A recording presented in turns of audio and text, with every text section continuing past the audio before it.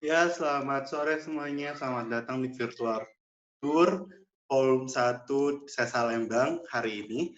Bersama kami, Wanderers Indonesia, You Inspire Indonesia, dan juga Yayasan Inageo. Nah, hari ini kita bakal tour di sekitar Sesa Lembang nih, ditemenin sama Kak Reza dari Inageo, dan juga Bapak T. Bahtiar.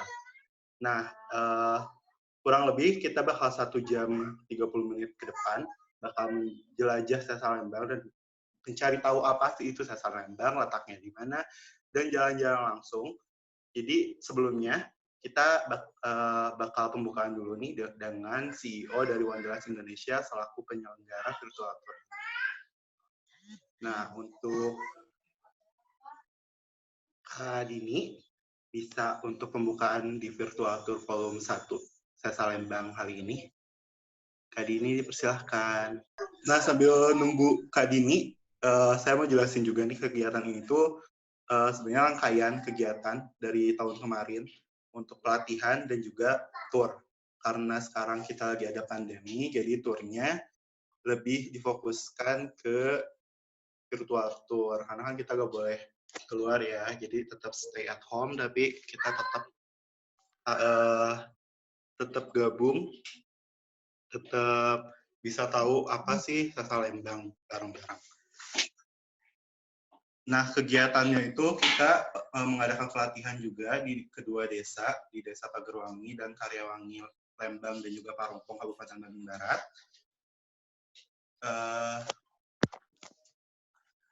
Itu tuh untuk masyarakat lokal seperti Karang Taruna, PKK, dan juga pelaku usaha pariwisata di sana. Dan juga ke SMA yang ada di daerah situ. Nah, kali ini udah ada belum ya? Atau ke Mbak Rahma dulu aja kalau Mbak Dini belum bisa. Oh iya, boleh. Kalau belum ada hari ini, boleh diwakilkan sama Mbak Rahma dari You Inspire untuk membuka kegiatan kali ini. Baik, terima kasih Kang Andi. Terima kasih sekali Pak Bahtiar nih guru saya belajar geografi Indonesia. Pak Bahtiar ini dari masyarakat geografi Indonesia dan menulis buku Cekungan Bandung ya Pak. Senang sekali bisa berada bersama Pak Bahtiar dan semua rekan-rekan semua yang hadir di sini. Walaupun memang jumlahnya tidak sama dengan jumlah yang daftar. Jumlah yang daftar itu lebih dari 100, tapi sekarang mungkin belum pada mulai berdatangan. Nah, kita memang sangat senang bisa bermitra dengan Wanderlust. You Inspire ini adalah komunitas anak-anak muda yang bergerak di bidang ilmu pengetahuan teknologi untuk kebencanaan. Dan dengan ketemu dengan Wanderlust yang bergerak di pariwisata dan juga dengan Geotour yang bergerak di pariwisata kebumian, kita jadinya matching, mempertemukan bagaimana edukasi bencana itu bisa disajikan dalam bentuk geowisata. Untuk itu sebetulnya kita sangat ingin bisa berjalan-jalan tour beneran sama Pak Bahtiar di Nyusur Sesar Lembang, tapi karena kita juga belum tahu kapan situasi ini berakhir, dan sekarang sudah mulai populer ya ada virtual geotour, jadi ya Bismillah kita coba dengan virtual tour ini. Mudah-mudahan acara hari ini bermanfaat untuk semuanya. Ini saya lihat Mbak Dini sudah hadir ya. Mungkin bisa melanjutkan pembukaannya. Terima kasih Mbak Dini sudah bermitra dengan kita. Mbak Dini silakan dilanjut Mbak pembukaan dari Mbak Dini. Halo, bisa dengar suara aku ya? Zaya? Oh iya. Oke, Assalamualaikum warahmatullahi wabarakatuh. Selamat sore semuanya. Tanpa berpanjang lebar lah ya, karena mungkin di sini bapak-bapak, ibu-ibu, kakak-kakak semuanya sudah excited banget buat mulai virtual tour pada sore ini. Saya mewakili Wanderers Indonesia, ingin mengucapkan terima kasih yang pertama nih buat teman-teman dari You Inspire, Mbak Rahma dan tim, dan juga dari Geotour yang sekarang udah jadi Inageo Foundation ya Reza dan tim, dan juga Pak Bahtiar nih star kita sore ini ya, bintang utama pada sore hari ini yang ditunggu-tunggu banget penjelasannya. Saya juga excited banget nih Pak Bahtiar, ingin mendengar secara langsung juga. Belum pernah nih saya diajak tur langsung sama Pak Bahtiar, jadi sementara virtual dulu. Sementara virtual dulu ya Pak ya. Jadi semoga sesi pada sore ini bisa memberi pengetahuan dan wawasan buat teman-teman, dan juga bisa mengobati rasa kangen jalan-jalan ya, di jalan-jalannya virtual dulu karena nggak bisa jalan-jalan langsung. Jadi semoga acara sore hari ini bisa bermanfaat buat teman-teman semuanya, dan nanti ditunggu juga feedback-nya. Jadi semoga setelah ini jika ada virtual tour Sesar Lembang atau yang lain berikutnya bisa ada masukan-masukan buat yang lain gitu. Baik, terima kasih Reza. Ya, terima kasih Kak Dini. Nah, sebelum kita memulai acara virtual tour ini, saya akan membacakan host rule-nya untuk virtual tour volume 1 Sesar Lembang ini. Nah, pertama, virtual tour ini bersifat umum dan free yang dapat diakses dengan internet. Jika terdapat kendala teknis dengan internet dan terputus, tim akan segera mengirimkan link baru ke email masing-masing.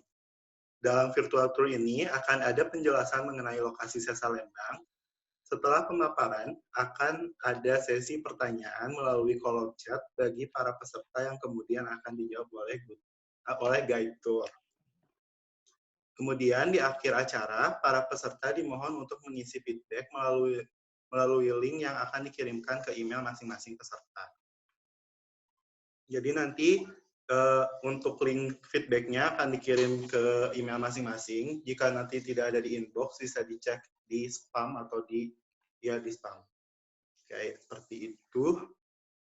Selamat bergabung sekali lagi di virtual tour hari ini. Sekarang saya akan langsung aja ke Mas Reza untuk memandu kegiatan hari ini. Oke, baik. Terima kasih Adit. Assalamualaikum warahmatullahi wabarakatuh. Selamat sore semuanya.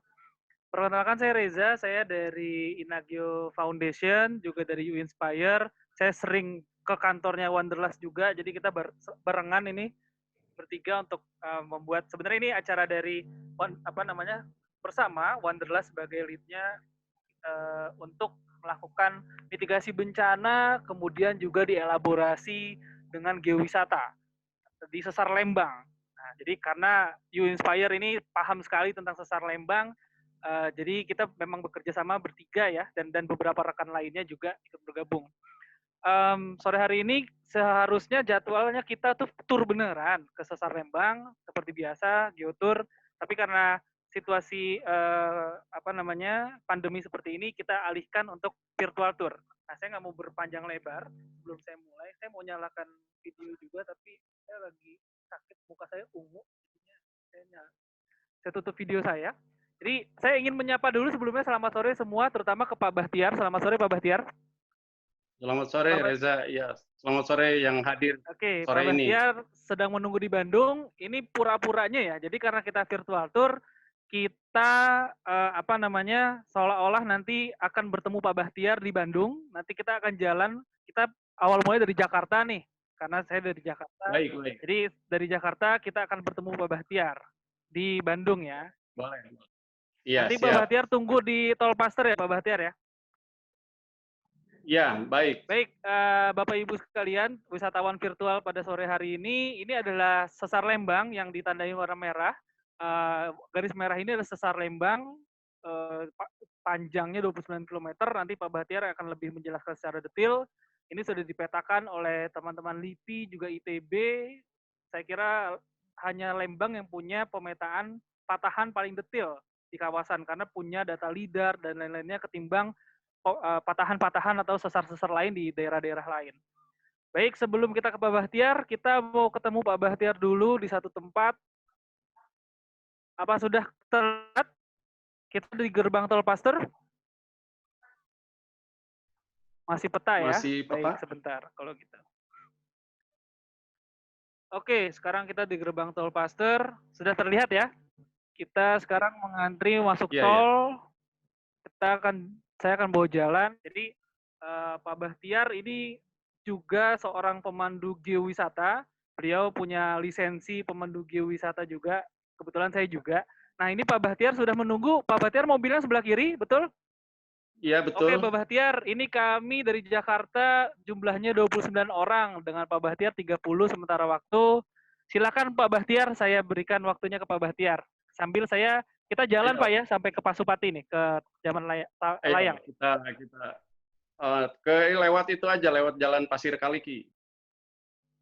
Waduh, lewat Pasir Kaliki.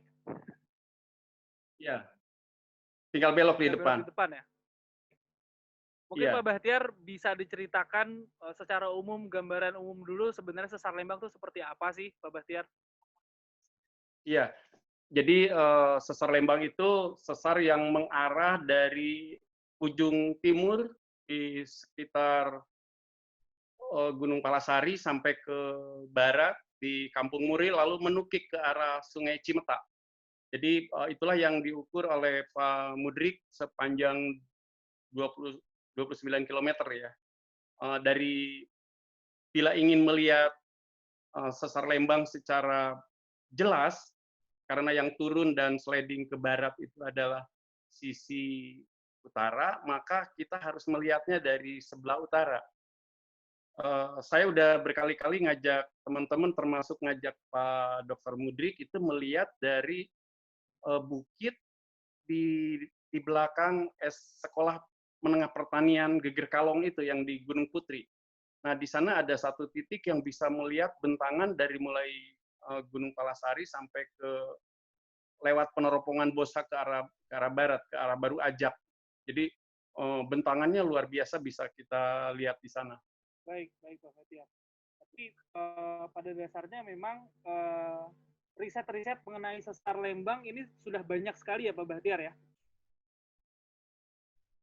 Sesar Lembang pertama kali ditulis itu tahun 65 oleh Pak Hade Cia. Hade Cia waktu itu dosen geologi ITB, lalu beliau tugasnya pindah ke Malaysia. Jadi beliau secara rinci pada zamannya dia sudah memetakan bagaimana sungai berkelok karena tekanan dari arah timur. Itu beliau sudah membuat petanya, offsetnya berapa, itu pada saat itu dia sudah membuat, lalu ada lava yang terpotong oleh patahan di titik mana gitu. Jadi menarik sekali Pak Hade Cia. Saya kira itulah tulisan paling klasik tentang sesar Lembang tahun 65. Baik Pak Bahtiar, terakhir pertanyaan saya lagi nih terakhir. Ini kan kalau kita lihat ini di Google Maps ini saja sudah padat sekali Bandung ya.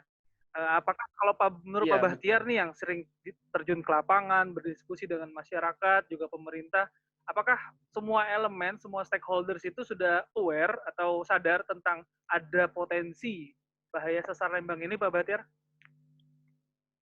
Ya, saya kira belum semua ya, belum semua tahu, belum terpikir apa yang akan terjadi sekian waktu ke depan. Jadi, karena gempa kan tidak bisa diprediksi secara akurat kapan. Jadi masyarakat dalam kondisi tenang, dia tidak tahu persiapan apa yang harus dilakukan, dan belum semua sampai ke tingkat RT RW di dasar yang raksasa banget. Jadi belum, paling kita ke sekolah-sekolah itu pun hanya beberapa sekolah mampunya gitu. Jadi belum massal gitu. Baik Pak Bahtiar. Saya kira ini kita langsung saja ke slide Pak Bahtiar. Baik. Saya akan mulai lagi slide Pak Bahtiar. Silakan Pak, nanti tinggal bilang next saja. Oke. Ini peta yang bagus, ada geomorfologinya. Nah, ini bentangan sesar Lembang dari sebelah kiri itu dari arah timur ke arah barat ada Gunung Batu. Itu tempat melihat yang paling bagus ke arah selatan dan utara bila cuaca cerah. Jadi kalau mau melihat dasar cekungan Bandung yang kemungkinan terdampak dari gempa dari berbagai sumber, tentu bukan hanya sesar Lembang, itu terlihat sekali. Dan dari sana juga bisa melihat ke utara sebagai sumber yang membuat yang letusan Gunung Sundanya terjadi, lalu Danau Bandung terbentuk, dan 16.000 tahun bobol yang membuat Bandung permukaannya datar. Jadi hubungannya dengan sesar Lembang, mengapa Bandung datar, nanti kita bisa dibahas berikut ini. Terus, nah inilah kondisi Bandung sekarang. Jadi untuk melihat dampak gempa bila terjadi, apakah dari sesar Lembang ataupun dari sumber lain, kondisi Bandung sudah begini. Jadi kita harusnya semua orang berpikir apa yang harus dilakukan, tahap demi tahap yang harus dilakukan untuk menyelamatkan manusia. Jadi intinya kita harus berusaha untuk menyelamatkan manusia. Jadi mitigasi itu sebetulnya nilai kemanusiaannya yang sangat tinggi, luar biasa. Jadi nyawa manusia satu pun harus kita selamatkan. Bila tidak ada yang terdampak manusianya, tidak perlu dipikirkan lah itu. Jadi karena sudah padat begini dan gempa bisa menimbulkan dampak yang rentetan dampak yang begitu banyak, misalnya kebakaran dan lain-lain. Kondisinya sudah sangat rumit, sangat padat dan akan susah bila terjadi kebakaran di tengah-tengah. Pemadam kebakaran saya kira tidak akan bisa masuk, begitupun saluran airnya ya. Terus ini di pusat kotanya sekali, di alun-alun bisa kita lihat sudah begini, padahal ini bekas endapan Danau Bandung Purba. Jadi inilah keadaan sekarang, bisa lihat sampai jauh itu bahwa permukaannya sudah begitu padat, sudah merah semua, itu atap semua, atap genting atau cat tembok. Inilah dasar permukaan cekungan Bandung. Datar karena dia bekas endapan Danau Bandung Purba yang sekarang masih lunak batuan di bawahnya dan masih jenuh air. Itulah yang akan kita bahas berikut. Terus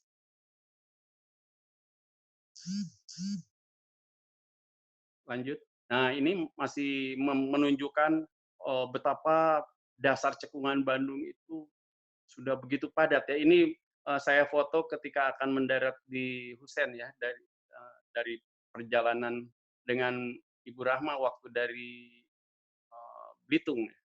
Ini sudah terlihat padat sekali. Ini pas mau mendarat sekali di Husen. Terus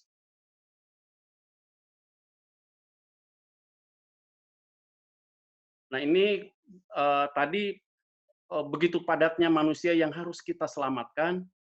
Sekarang kita melihat di mana sih sesar Lembang itu, dan bila kita jalan-jalan ke Tangkuban Perahu, kita masih bisa melihat bentangannya itu panjang sekali. Ini paling baru setengahnya kurang dari keseluruhan sesar Lembang. Ini dari Tangkuban Perahu saya foto ke arah selatan ya.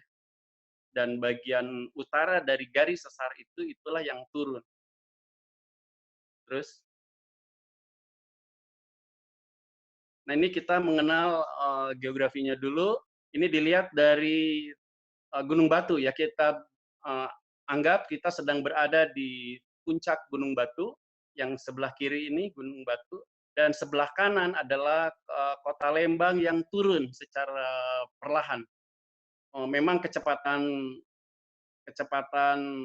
pergerakannya sesar lebih cepat lebih lambat daripada kuku kita tumbuh.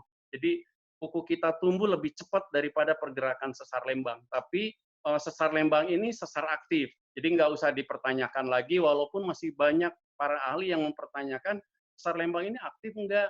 Jadi kita harus kembali ke definisi saja, bahwa 10.000 tahun ada gempa itu masih aktif. Dan baru tahun 2011 sesar Lembang diguncang gempa di ujung barat, yaitu di Kampung Muril, nanti kita bahas.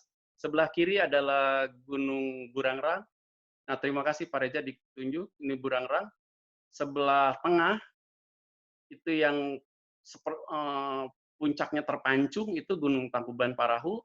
Jadi suatu ketika kita jelaskan hubungan-hubungannya, tapi pada kesempatan ini sesar Lembang saja. Dan di depan adalah Gunung Putri. Nah, itu Gunung Putri. Gunung Putri itu dalam hipotesis saya itu adalah titik pusat dari gunung api yang lebih besar lagi di luar sistem Sunda dan Jayagiri. Jadi itulah yang lavanya meleler ke Gunung Batu lalu terpotong oleh sesar Lembang. Itu versi saya begitu. Jadi yang lava di Gunung Batu itu bukan dari Gunung Sunda atau gunung sebelumnya, tapi dari gunung, saya menamakannya Gunung Waspada dengan titik pusatnya di Gunung Putri. Jadi kita di Gunung Batu ini bila melihat ke timur akan terlihat bentangan gawir sesarnya, dan ke barat terlihat punggungannya dan sudah padat oleh bangunan, oleh gedung-gedung. Oke, terus Kak Mareja. Inilah secara keseluruhan Jawa Barat, DKI Jaya, dan Banten yang kita akan bahas sebatas yang di kotak putih itu. Yang citra satelitnya di tengah sudah begitu merah, itu menunjukkan sudah terbangun, sudah begitu padat kondisinya. Terus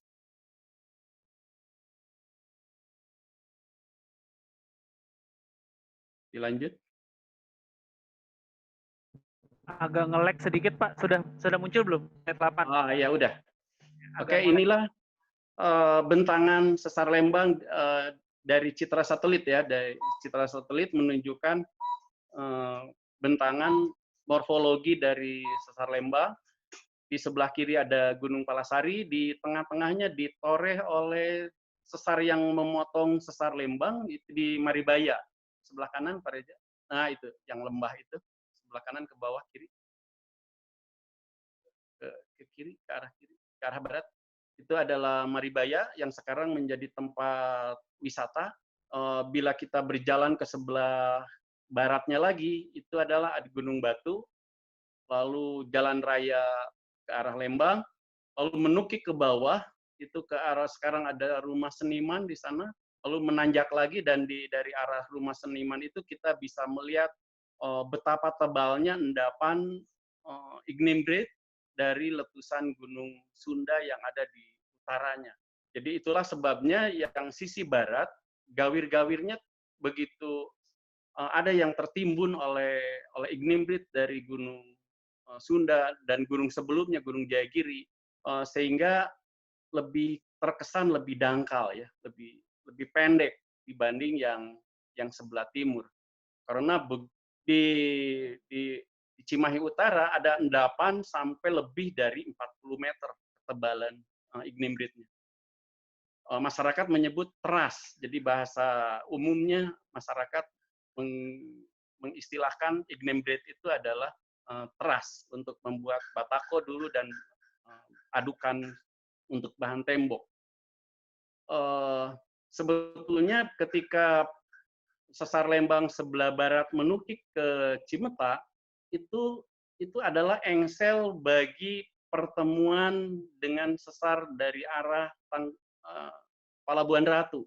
Palabuhan Ratu Sukabumi, Cimandiri Sukabumi.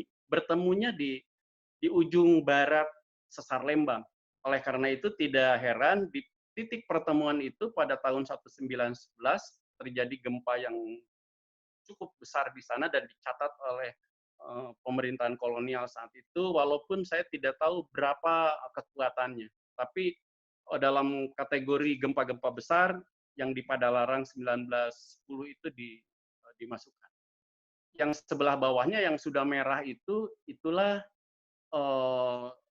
dasar cekungan Bandung sekarang, yang dulunya bekas endapan Danau Bandung Purba. Itulah yang paling saya khawatirkan kalau kitanya tidak siap menghadapi itu. Nanti kita bahas. Terus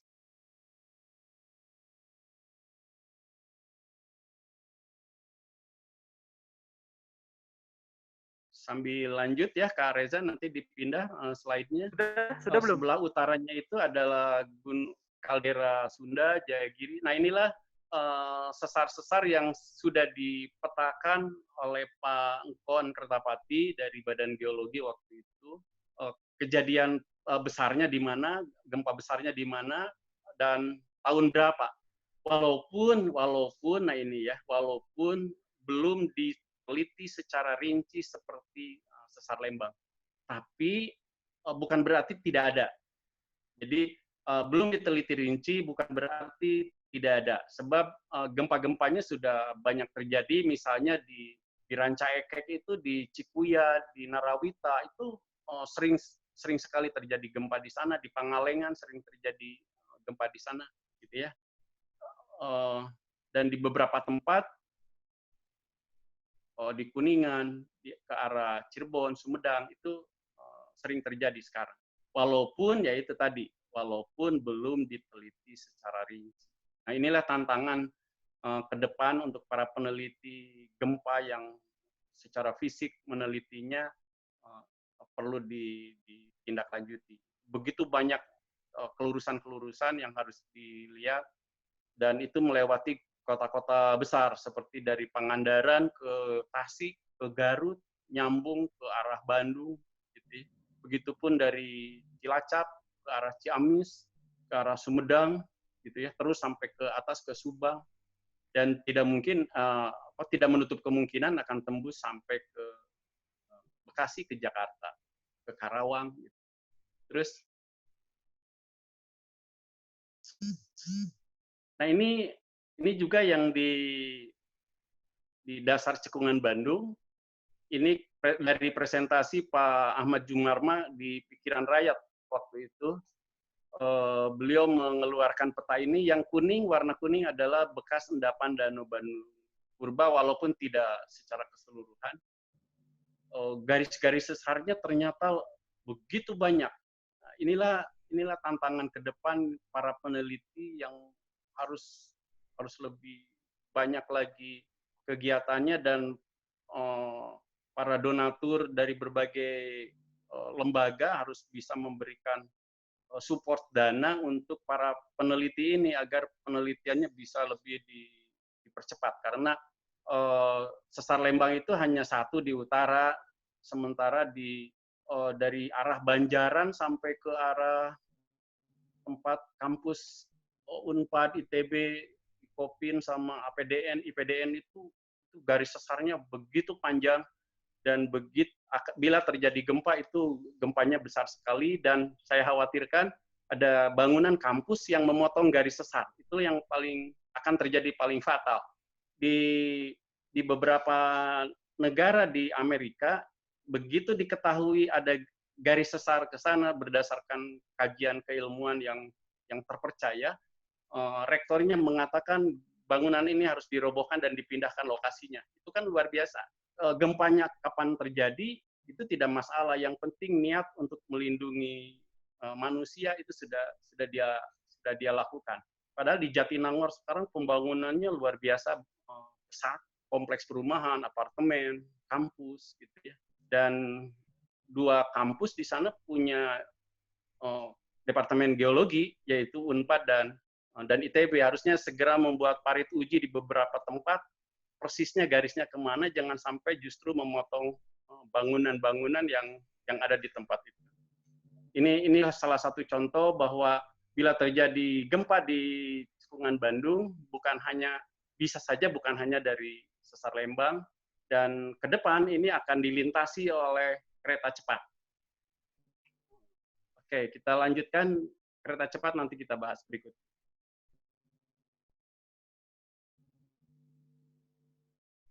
Nah, ini mengapa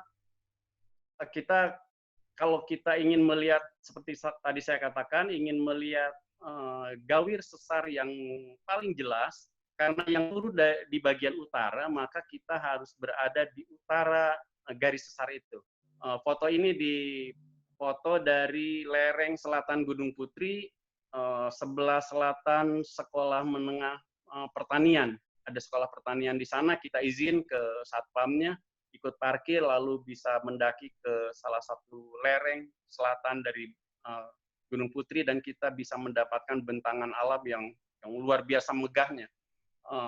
Ini turun sambil sliding ke arah barat, jadi pergerakannya hanya 6 mm per tahun, jadi lebih cepat kuku kita tumbuh daripada pergerakannya kalau dirata-ratakan. Sesar ini mengakibatkan air tanah yang di permukaan ataupun air tanah dangkal itu turun di lereng-lereng gunung, lalu menuju ke arah selatan yang lebih rendah. Dia mentok di lereng utara dari sesar Lembang ini. Karena mentok di sana, maka air tergenang. Oleh karena itu, di pinggir-pinggir sesar Lembang sebelah utara, pada tahun 70-an masih banyak sekali dan masih luas. Saya berkesempatan melihatnya, seperti situ Umar itu lebar sekali, dan beberapa situ sampai ke arah dekat peneropongan bintang di sana, dan nyambung lagi di sebelah barat seperti ada Panyairan, dan di sebelah baratnya lagi banyak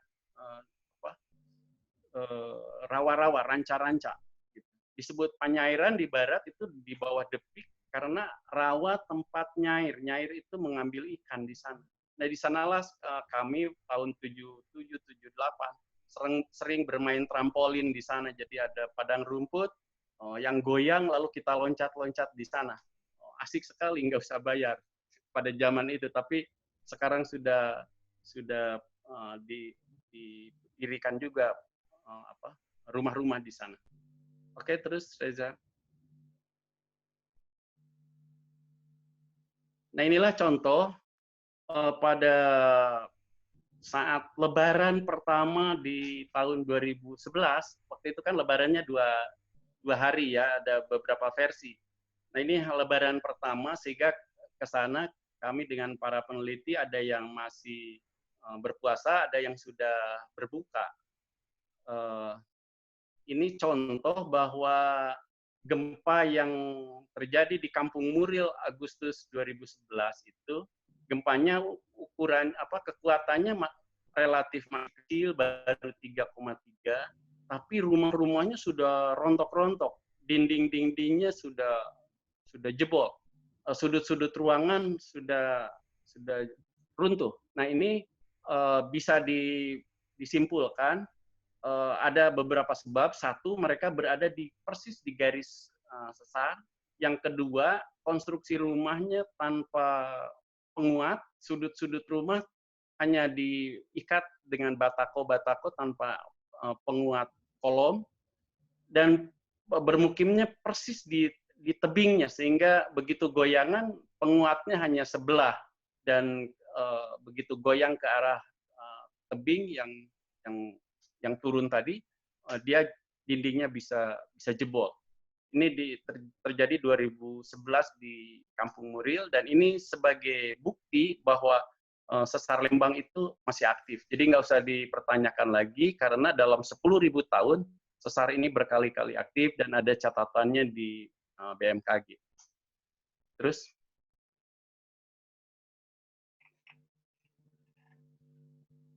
Nah, ini bila terjadi gempa besar di sesar Lembang atau dari sumber lainnya di Cekungan Bandung, bukan hanya sepanjang sesar itu yang terkena dampaknya, tapi juga di bekas endapan danau Gunung Purba yang batuannya berupa endapan danau. Akan terjadi pembesaran goyangannya.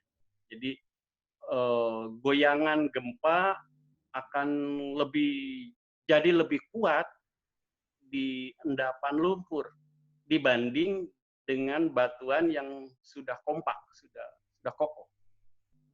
Itulah yang digambarkan tadi di depan dengan kondisi yang sudah sangat padat. Lanjut. Jadi lingkungan yang padat itu, nah ini coba dilihat, ini dilihat dari selatan, itu ada Citarum, terus ke arah utara, lurus Tangkuban Parahu, itu sudah merah semua sampai ke lereng-lerengnya. Jadi inilah yang paling kita harus edukasi semua.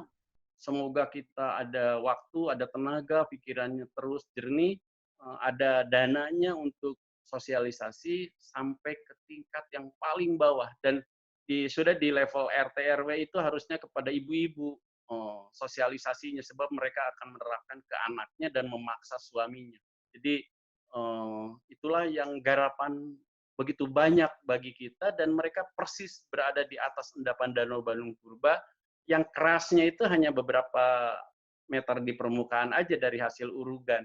Ya, makanya di dasar Cekungan Bandung masih banyak toponim dengan nama ranca, ranca Bolang, ranca Ekek, ranca apa, itu menunjukkan bahwa awalnya itu rawa, lalu diurug, maka ada situ, atau situ itu sama dengan rawa, situ sama dengan empang, diurug, disebutlah dalam bahasa Sunda disaeur, situ saeur. Jadi itulah awal-awal orang Bandung bermukim.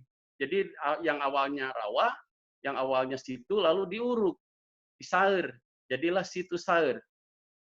Kondisinya kan masih licin, jadi suka loncat-loncat, ciluncat, licin, suka leur. Itulah kenyataan-kenyataan sejarah penghunian Cekungan Bandung, dasar Cekungan Bandung menerap dalam toponim.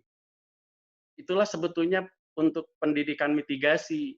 Nama-nama itu kita bisa jadikan misalnya Ranca Bolang yang sekarang berubah menjadi nama Margahayu Raya karena developernya itu adalah PT Margahayu Raya. Jadi dan diizinkan lagi oleh yang berwenang. Itu harusnya tidak, kalau ada Ranca Bolang ya saja kompleks perumahan Ranca Bolang sehingga penghuninya itu bisa memitigasi diri bahwa dia berada di bekas endapan danau yang asalnya rawa, jadi harus bertindak apabila terjadi hujan besar dan lain-lain. Terus, nah inilah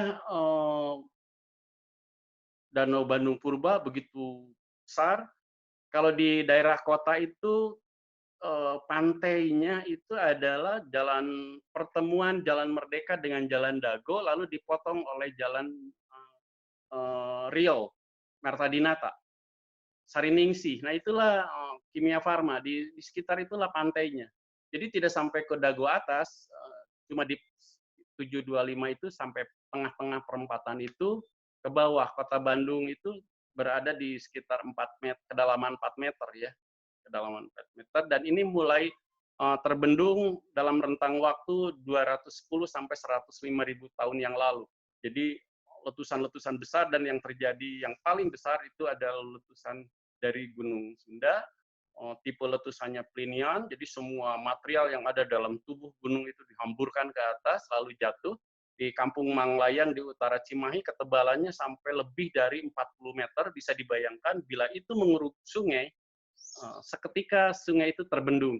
Jadi kalau ada mitos Sangkuriang Dayang Sumbi ngebendung hanya dalam satu malam, secara keilmuan bisa dipertanggungjawabkan. Dalam satu malam bisa terbendung kalau kita melihat material letusannya. Suatu waktu kita harus kunjungi tempat itu, walaupun di beberapa tempat sudah habis karena digali oleh pemiliknya menjadi barang tambang ya, galian C. Dan Danau Bandung Purba ini kemudian bobol, menyusut.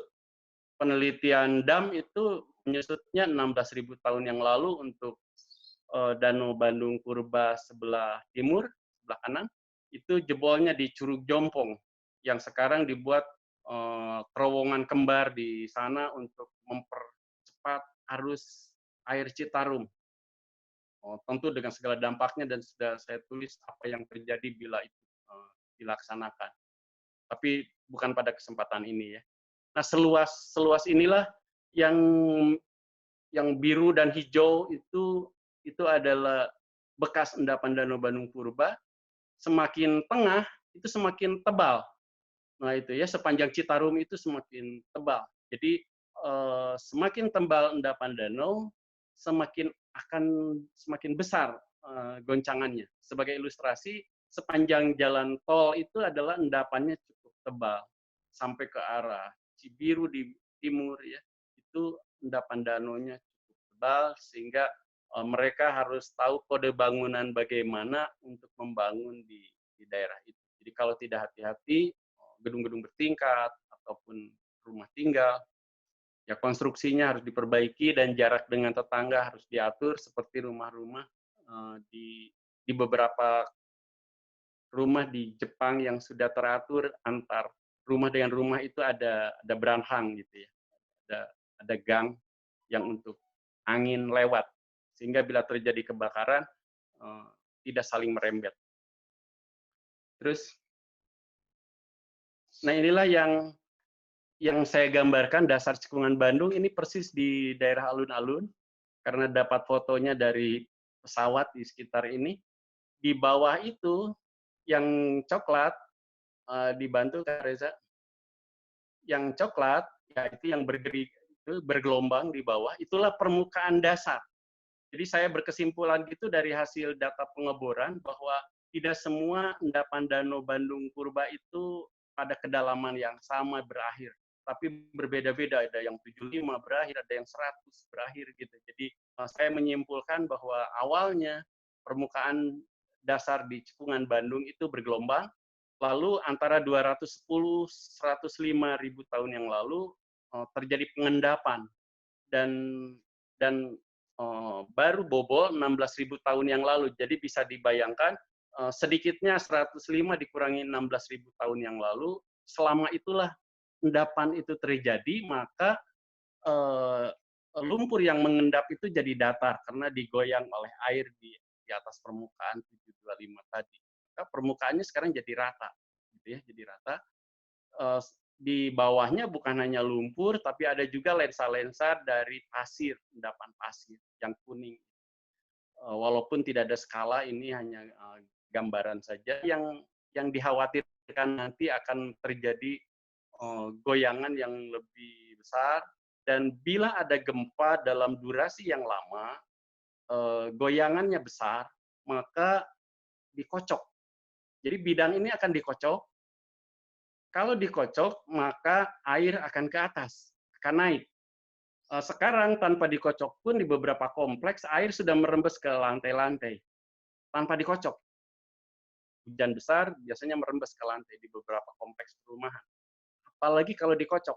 Maka ketika air naik ke permukaan tanah, maka kekuatan di bawah itu menjadi lemah. Karena kekuatannya lemah, maka yang di atas ambles. Gitu ya. Apakah ini likuifaksi? Nah, itu ada ahli yang tidak mau menyebut likuifaksi, cuma goyangannya jadi tambah besar, katanya gitu ya. Tapi fenomenanya mirip. Semoga tidak terjadi. Terus, nah ini dihubungkan tadi di awal sudah dikasih tahu bahwa sebentar lagi kereta cepat jadi dari Jakarta ke stasiun Tegaluar ya, dan itu melewati Padalarang. Padalarang adalah engsel antara sesar Lembang dengan sesar Cimandiri Sukabumi tadi. Nah, itu jadi yang harus hati-hati, apakah teknologi di kereta itu sudah memungkinkan bila terjadi gempa besar harus bagaimana? SOP kereta itu bagaimana?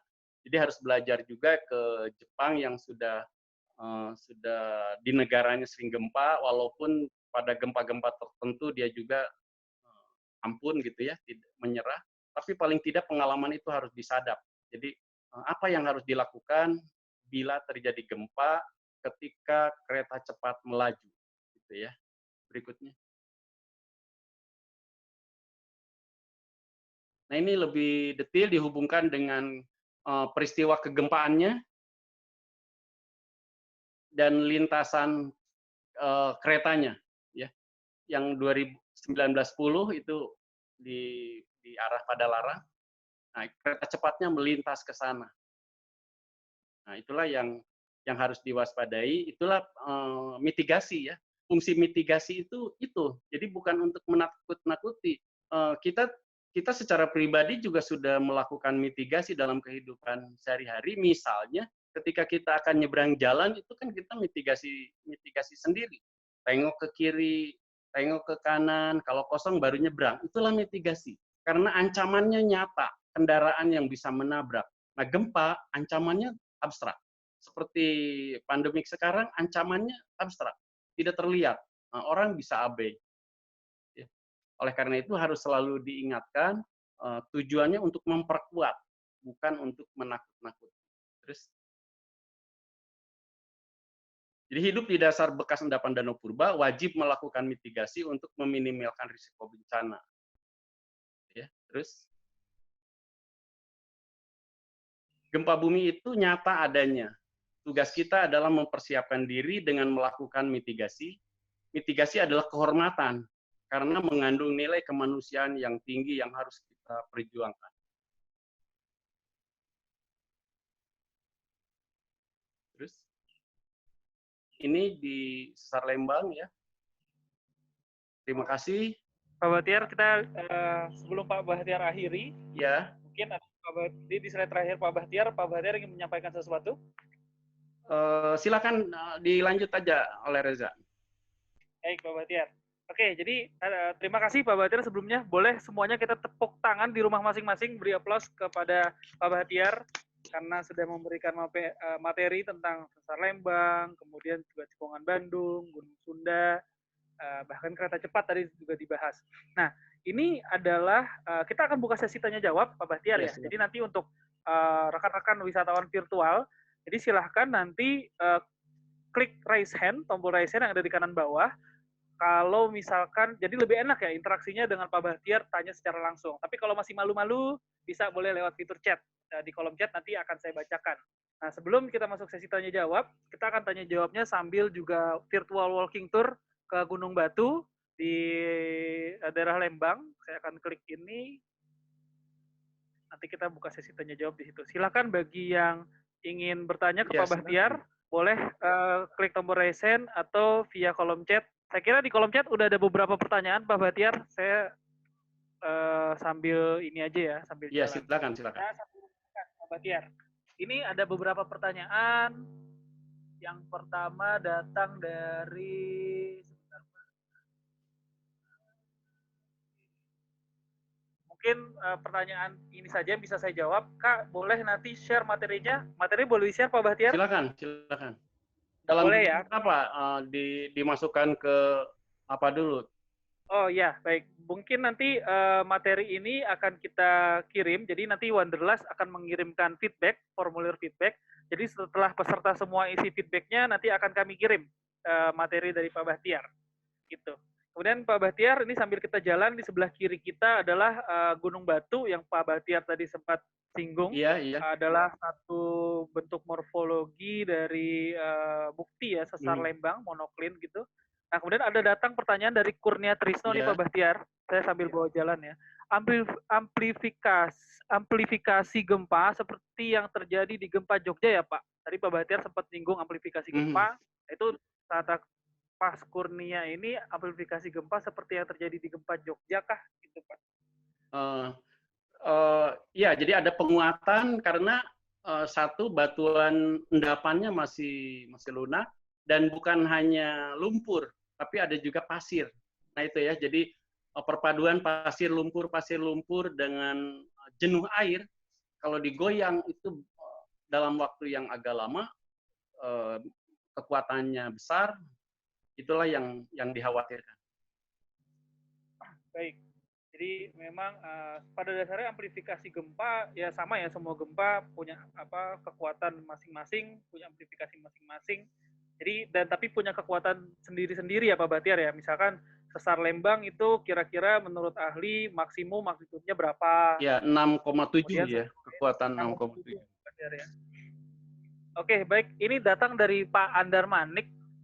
Apakah bisa dibuatkan simulasi visual animasi kalau seandainya terjadi sesar Lembang Ngabetrik untuk mengetahui dampaknya seperti apa? Jadi maksudnya mungkin simulasi ketika ada gempa terjadi, Pak, dengan kondisi kota Bandung, Lembang, dan kabupaten sekitarnya, kondisi sekarang ketika gempa terjadi, kira-kira skenario-nya seperti apa? Bisa nggak kira-kira? Atau perhatian negara mana yang punya skenario gitu katakanlah untuk simulasi gempa. Jadi ketika ada gempa jadi di sesar Lembang, kemudian daerah mana yang bangunannya rubuh paling parah, daerah mana yang berpotensi likuifaksi, seperti itu Pak?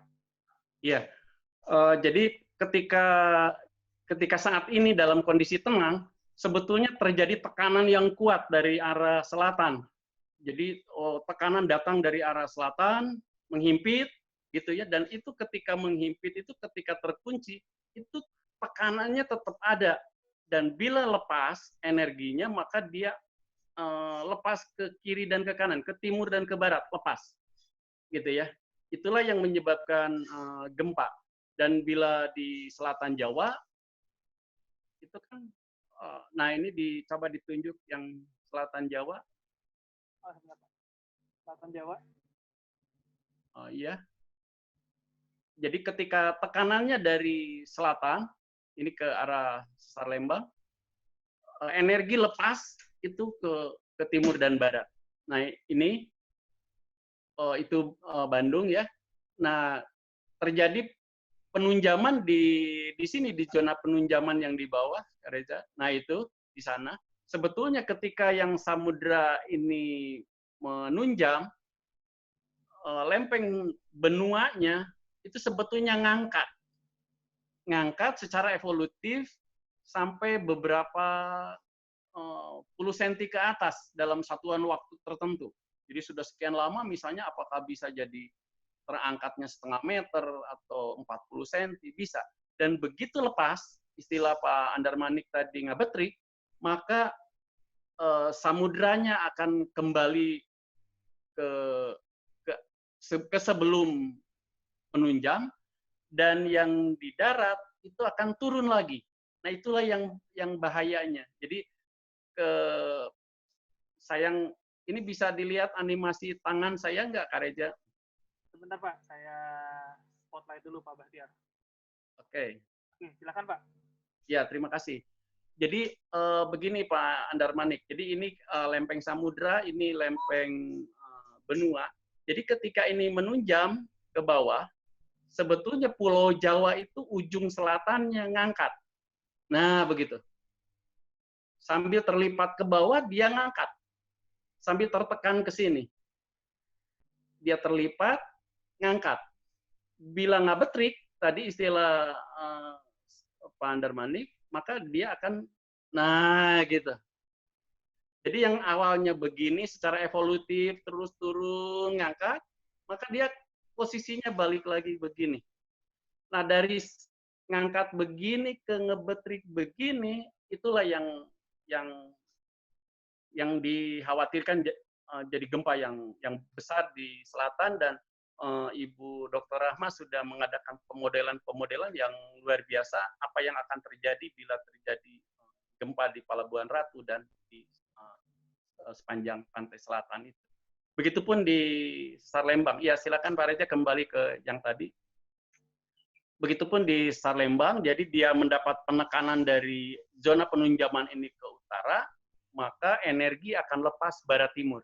Tapi mengapa ada yang nyerong segini? Nah, kalau kita melihat hasil penelitian disertasinya Pak Martojoyo, itu ketika di Pelabuhan Ratu sampai ke Jampang itu sudah tumbuh gunung-gunung api, sudah jadi daratan yang masif, di sebelah baratnya masih laut. Nah, ketika barat menjadi darat, maka dalam proses nyambungnya, kalau dianalogikan dengan dua beton yang kuat, keringnya berbeda, maka di tengah-tengahnya akan ada kekosongan. Itulah jadi zona lemah. Jadi ketika gempa terjadi di selatan, di zona penunjaman di selatan, maka dia akan mengikuti zona lemah itu sesuai geologi purbanya, geografi purbanya, gitu ya. Baik. Nah ini yang ke selatan, dari selatan. Baik, Pak Bahtiar. Ya.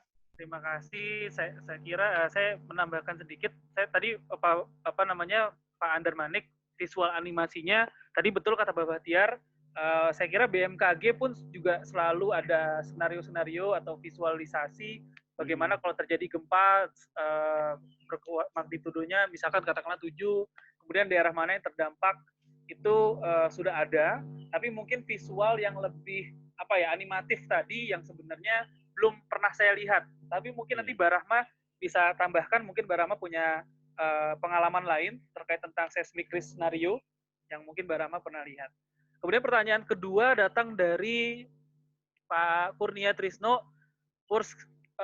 Skenario terburuk mungkin seperti Palu berarti ya Pak?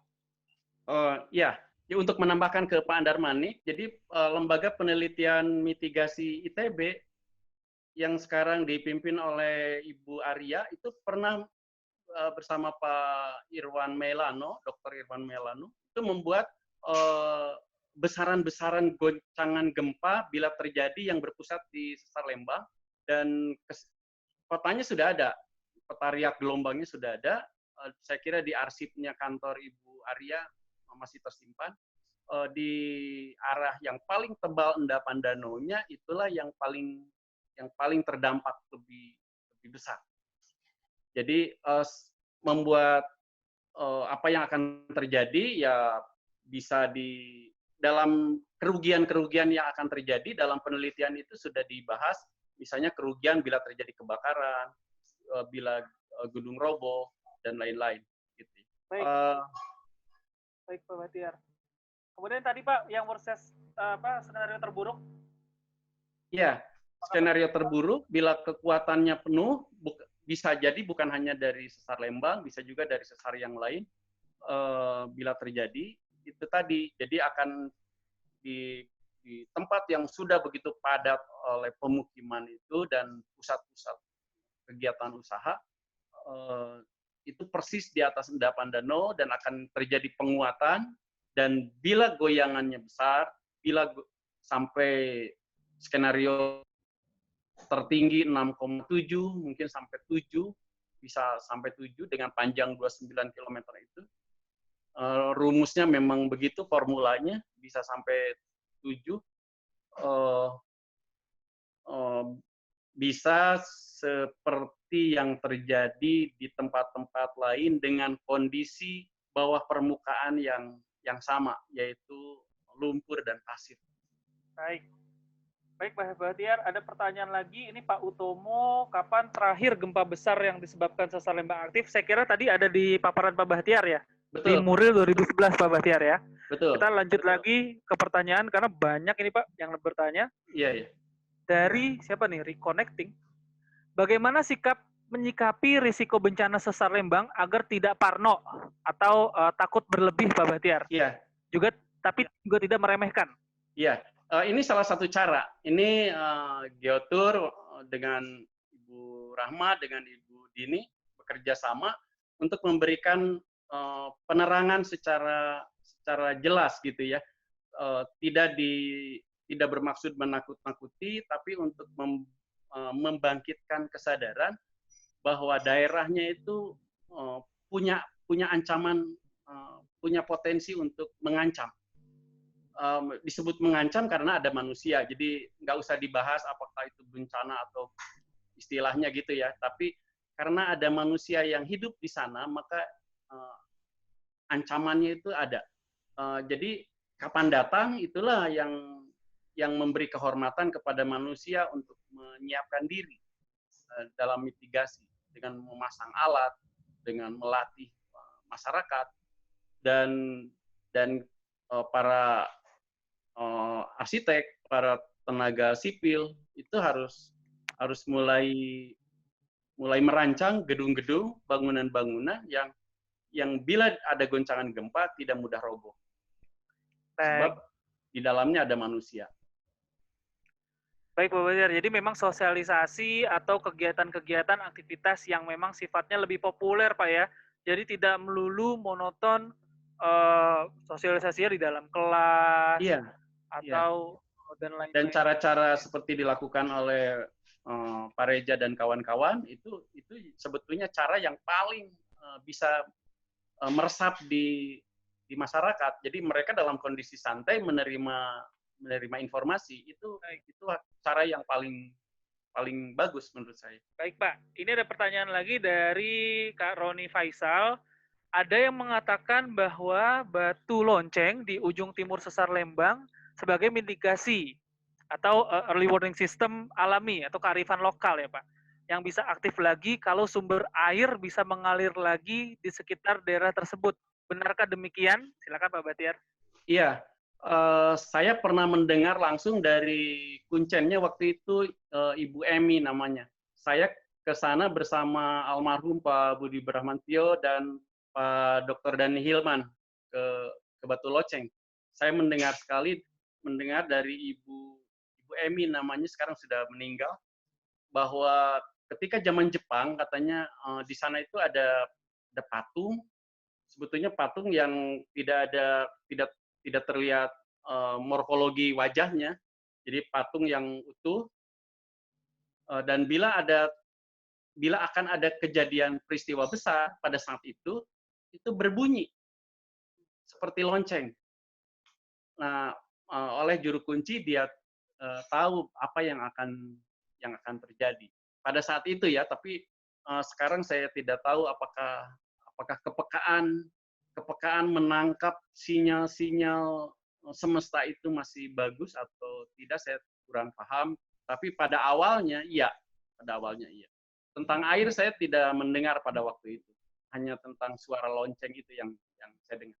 Dan saya juga pernah memangku batunya itu yang berat.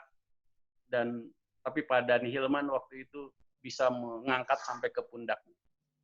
Seperti bayi, jadi oleh Ibu Puncennya dianalogikan itu sebagai jabang bayi. Baik. Dan batu loncengnya situsnya masih ada Pak ya sampai sekarang?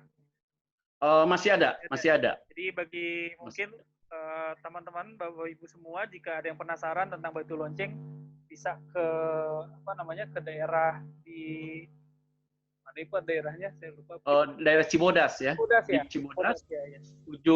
Ujung timur Sesar Lembang. Baik. Bukit Tunggul lah, di kaki Bukit Tunggul. Oh iya, betul, kaki Bukit Tunggul.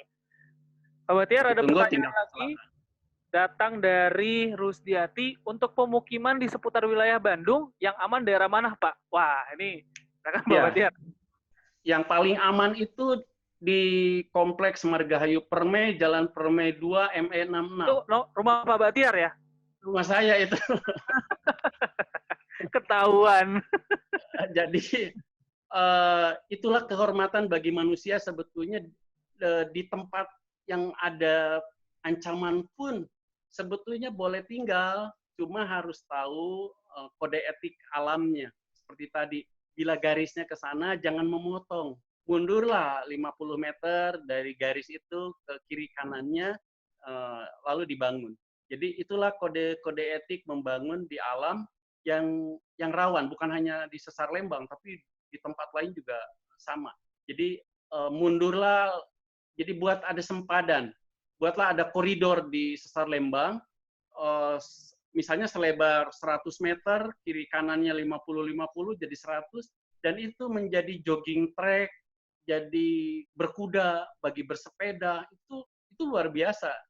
Bisa kita namai misalnya Bujangga Manik Trail gitu ya. Itu bagus sekali. Bujangga Manik itu putra kerajaan Sunda yang petualang, berjalan kaki sampai ke Bali sambil belajar keilmuan sepanjang padepokan-padepokan. Dan dalam catatan di daun lontarnya, dia menulis tentang Sasakala Sangkuriang waktu akan membendung Citarum. Itulah luar biasa catatan beliau yang meyakinkan bahwa pada tahun 1600-an cerita legenda Sangkuriang Dayang Sumbi itu sudah ada, sudah beredar di masyarakat. Pada mulanya saya menyangka itu bikinan Belanda, cerita itu, karena susunannya persis dengan peristiwa geologi, sama, gitu ya. Itu yang, tapi setelah ada catatan Bujangga Manik, itulah murni yang membuatnya masyarakat atau tokoh pada saat itu, dan pasti yang membuatnya itu adalah orang yang berada di selatan Tangkuban Parahu. Jadi mungkin gitu ya. Tidak mungkin orang yang berada di barat Tangkuban Parahu, di utara tidak akan terlihat, di timur terlihatnya seperti perahu yang biasa. Hanya dari selatan Tangkuban Parahu seperti perahu yang terbalik. Baik Pak Bahtiar. Ini sekarang saya sedang mengarahkan di tebing keraton. Jadi kalau sekarang kita ke tebing keraton, ada signage tentang Sesar Lembang. Kebetulan Mbak Rahma ya yang pasang ini juga. Kita bersama, ini juga ada signboard tentang Sesar Lembang. Pak Bahtiar, saya masih ada pertanyaan lagi nih. Saya kira 2 terakhir ya sebelum kita akhiri sesi kita pada sore hari ini. Saya pernah dari Pak Utomo, beliau pernah baca paper yang mengatakan jika terjadi gempa besar karena Sesar Lembang aktif, yang paling terdampak adalah Bandung Bawah, sedangkan Bandung Utara lebih sedikit terdampak. Apa betul Pak? Nuhun. Iya, jadi mungkin terdampak tetap. Ini skenario penuh ya, Pak Utomo. Yang sepanjang garis sesar juga terdampak, di bawah-bawahnya terdampak, tapi akan lebih besar di bekas endapan Danau Bandung Purba, karena batuannya yang masih lunak tadi. Jadi warga di dekat-dekat Jalan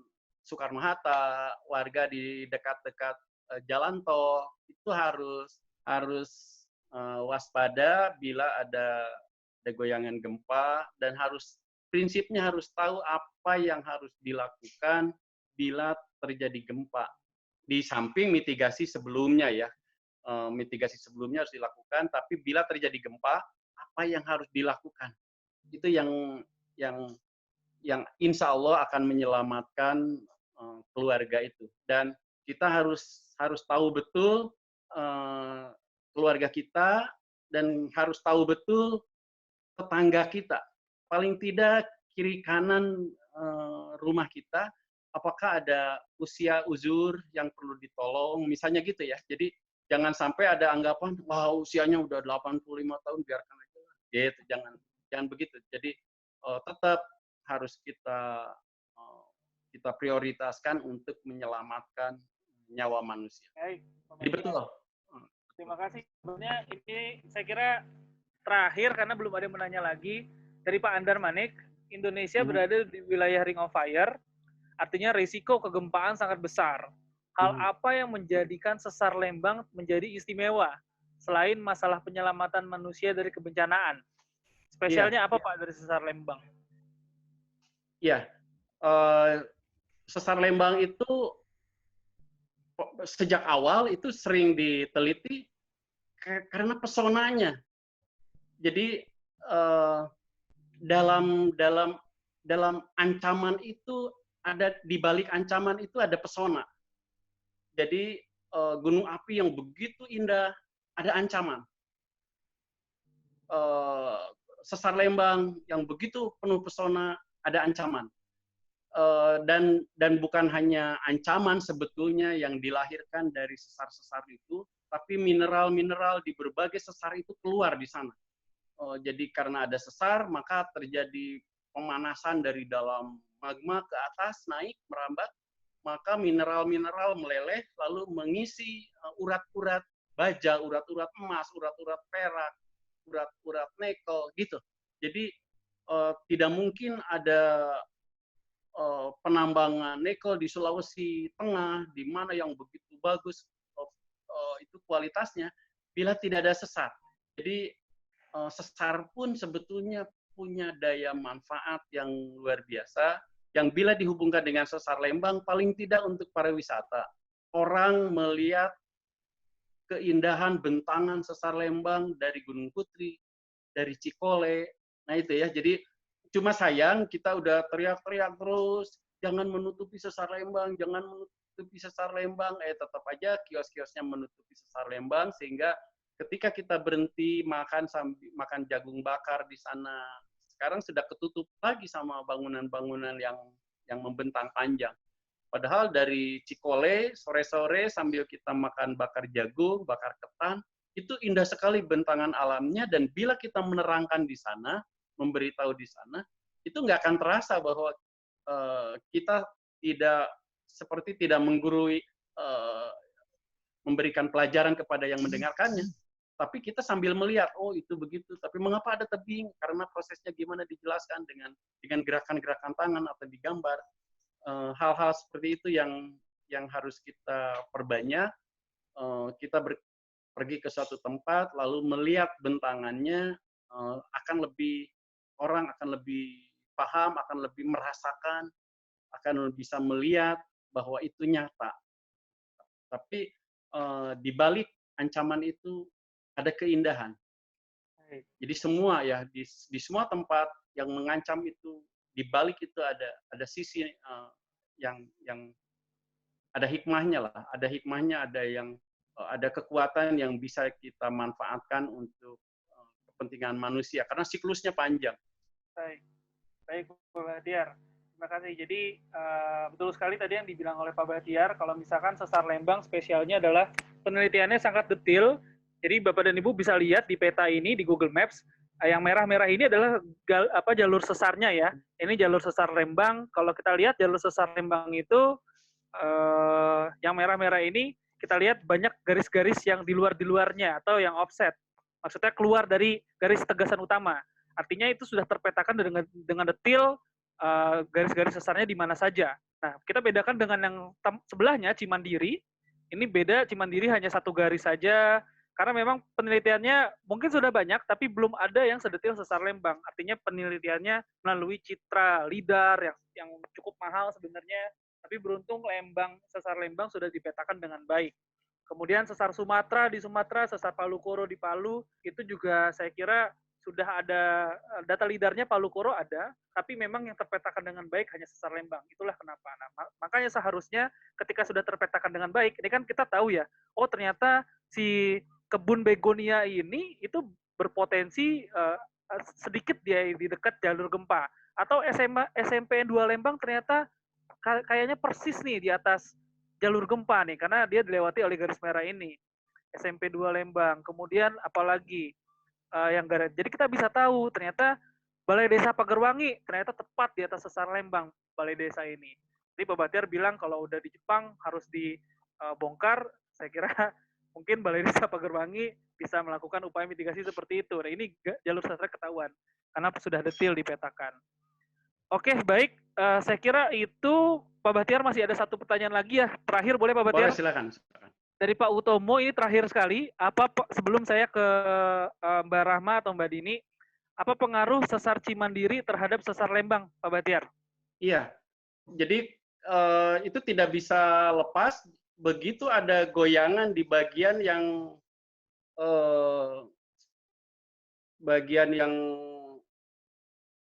tidak kuat, yaitu sesar Cimandiri, sesar Sukabumi yang begitu panjang sampai ke Padalarang. Bila goyangannya mentok ke engselnya di Cimeta, maka secara tidak langsung dia juga akan memukul.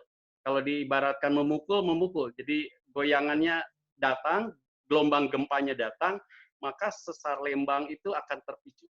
Jadi ada rembetannya. Oke. Jadi sangat berpengaruh bila potensinya besar. Oke, baik Pak Bahtiar. Terima kasih jawabannya.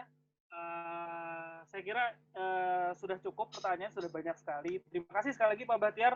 Ya, Tepuk tangan sekali lagi. Terima kasih. Dari masing-masing ke Pak Bahtiar. 2 jam pas ini Pak. Belum deh, 1,5 jam maksud saya. 1,5 jam. Hampir 1,5 jam.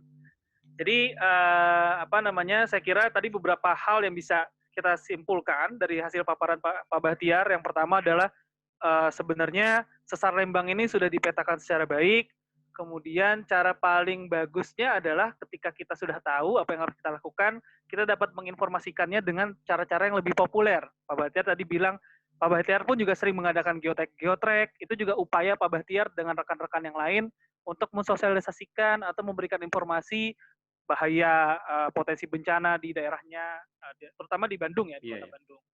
Kemudian juga Pak Bahtiar tadi sempat bilang kalau misalkan banyak daerah-daerah yang sebenarnya dilewatin oleh sesar Lembang, tapi pembangunan sudah terlanjur masif sekali, bahkan kereta buat dan ternyata beberapa jalur bagian kereta cepat yang tepat dilalui oleh jalur gempa dari sesar Lembang, bahkan punya catatan gempanya tadi tercatat. Jadi artinya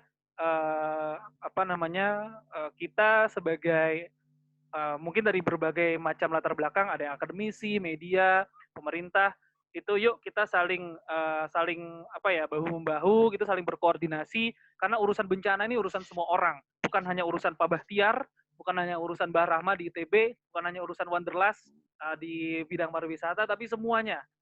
Peneliti itu memberikan hasil penelitiannya kepada pemerintah, kepada media, pemerintah juga bisa langsung mengarifkan penelitiannya para peneliti, coba dicek lagi apakah ini sudah betul. Kalau memang situ sudah detail penelitiannya, itu juga bisa diaplikasikan ke pemerintah supaya jadi rencana pembangunan jangka menengah atau jangka panjang. Media juga bisa memberitakan hasil-hasil penelitian dari para peneliti supaya bisa dibaca oleh khalayak ramai. Kemudian sebagai akademisi juga bisa melakukan riset-riset terpadu mengenai sesar-sesar yang ada di sekitar kita. Tidak hanya di Lembang, kita punya 295 sesar aktif. Jadi 127 gunung api aktif dan 295 sesar aktif.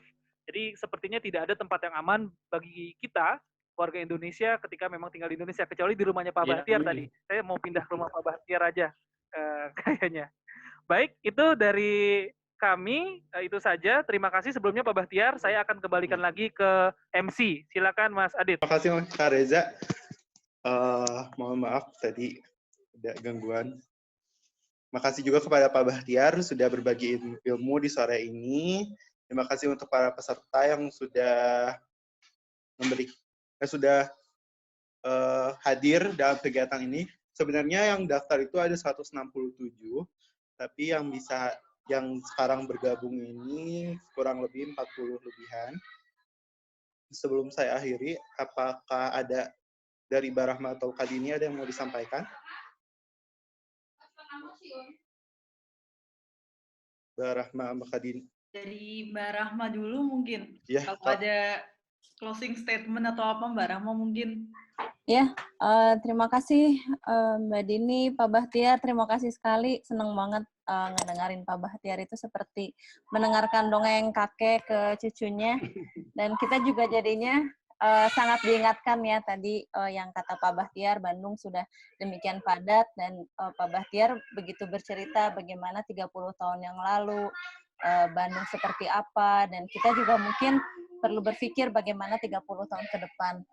Pesan yang sangat bagus dari Pak Bahtiar itu adalah jiwa manusia harus kita selamatkan, dan juga kita harus berpikir bagaimana kemudian kita bisa hidup beradaptasi dengan situasi alam ini di masa depan. Jadi tidak hanya berpikir untuk saat ini, tapi kita juga perlu memikirkan 30 tahun ke depan, karena tadi Pak Bahtiar mengatakan gempanya nyata adanya, tapi kita tidak tahu kapan datangnya, maka tugas kita adalah mempersiapkan diri dengan melakukan mitigasi.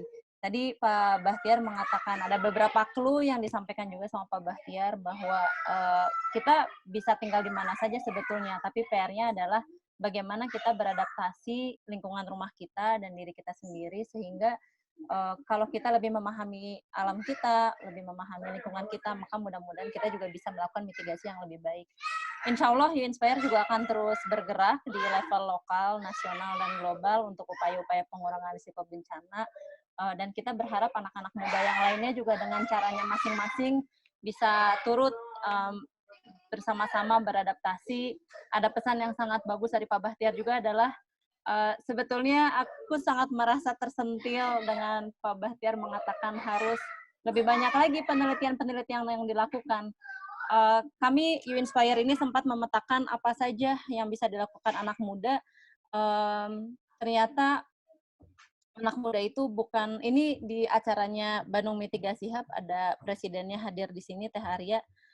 Kita melempar sebuah kuesioner, dan ternyata banyak orang yang berpikir anak muda itu ya semangat tinggi, energinya tinggi, tetapi belum banyak yang mengetahui bahwa anak muda itu potensinya lebih dari sekedar berjiwa relawan, tapi mereka punya 6 tugas pokok yang sehari-hari mereka bisa lakukan, termasuk diantaranya melakukan penelitian. Penelitian ini banyak sekali diusung oleh anak muda, dan itu adalah salah satu PR kita. Kita nggak bisa mengharapkan para senior untuk melanjutkan penelitian, tapi penelitian itu perlu diestafetkan ke kita. Jadi kita punya tugas bersama-sama juga untuk melanjutkan penelitian, melakukan upaya sosialisasi, diseminasinya, mengkomunikasikan risikonya, dan beradaptasi dengan itu. Terutama sekarang udah makin banyak teknologi-teknologi yang hadir dan lebih memungkinkan kita untuk melakukan inovasi. Memang tantangannya begitu penduduknya padat, maka upayanya juga akan lebih sulit, karena rumah mau berjarak juga jadinya sulit dengan kepadatan penduduk. Nah, itu perlu ada inovasi-inovasi baru yang perlu dilaksanakan di sini. Kayaknya membawa kita berjalan-jalan hari ini lebih membuat kita paham kita tinggal di wilayah seperti apa sih berada di Bandung ini. Sangat berterima kasih sekali membuka wawasan kita Pak Bahtiar sore hari ini, dan mudah-mudahan kita bisa sama-sama beradaptasi untuk hidup dengan itu. Mudah-mudahan bermanfaat acara ini untuk semuanya, dan kita bisa terus berkolaborasi bersama. Amin. Terima kasih. Ya. Terima kasih Mbak Rahma. Panjang dan bagus banget pesan-pesannya, khususnya untuk anak muda nih. Dan tadi saya ingat juga Pak Bahtiar sempat bilang bahwa tadi ada yang menanyakan kalau sebenarnya dengan cara santai dan dengan cara virtual tour atau mungkin tour beneran ya, kalau nanti kita udah bisa untuk jalan-jalan langsung ke Sesar Lembang, ini sebenarnya metode yang cukup efektif gitu untuk bisa menyampaikan informasi, pengetahuan mengenai Sesar Lembang tanpa harus merasa panik, dan juga tidak menakut-nakuti gitu. Jadi alhamdulillah kalau misalnya ini bisa bermanfaat, dan semoga kedepannya itu kita bisa terus berkolaborasi untuk bisa melakukan edukasi semacam ini yang disampaikan dengan cara yang tidak menakut-nakuti, tidak membuat panik. Saya juga sebagai orang awam jadi banyak tahu gitu tentang Sesar Lembang dengan sering berkolaborasi sama Mbak Rahma, sama Reza, dan juga Pak Bahtiar sekarang gitu. Jadi terima kasih banyak teman-teman, dan mungkin saya mau share feedback ini ya. Bisa dilihat ya Reza ya, atau Bisa, Adit. tinggal Ya, silakan teman-teman bisa mengisi full screen. Feedback untuk acara hari ini. Gimana caranya ya? Kelihatan kok, Mbak. Kelihatan. Ya, kelihatan ya. Ya, jadi silakan bisa mengisi di feedback bit.ly/feedback Sesar, dan jika ingin berbagi tentang acara pada sore hari ini, jangan lupa bisa tag kami ya di @idwanderlust, Inagio Foundation, dan youinspire.indonesia, dan hashtagnya virtual tour Sesar Lembang. Terima kasih yang sudah bergabung pada sore hari ini. Saya ucapkan kepada semuanya, dan semoga sesi ini bermanfaat. Selamat berbuka puasa juga untuk yang berpuasa pada sore hari ini. Assalamualaikum warahmatullahi wabarakatuh. Ya, Terima kasih. kita foto bersama dulu ya sebelum selesai. Jadi silakan tolong dinyalakan videonya sambil dengarkan musik sedikit. Silakan nyalakan videonya. Saya tunggu, kita foto bersama. Oh, ada anak bayi ikutan. Ada yang mau ikutan foto? Aba-aba dari saya ya. Saya akan foto bersama nih. Boleh sambil gaya, salam tangguh atau dan lain-lainnya terserah. Boleh, siap? 1, 2, saya tunggu videonya. Siapa yang bisa mau menyalakan video, masih saya tunggu. Hitungan ketiga. 1, 2, dan 3. Sekali lagi ya. Boleh nyalakan videonya. 1, 2, 3. Oke, baik. Terima kasih semuanya. Selamat sore, Pak Bahtiar. Terima kasih banyak, Pak Bahtiar. Sampai ketemu lagi. Sampai ketemu nanti, Mbak. Terima kasih banyak Pak Bahtiar. Terima kasih banyak semuanya yang sudah hadir.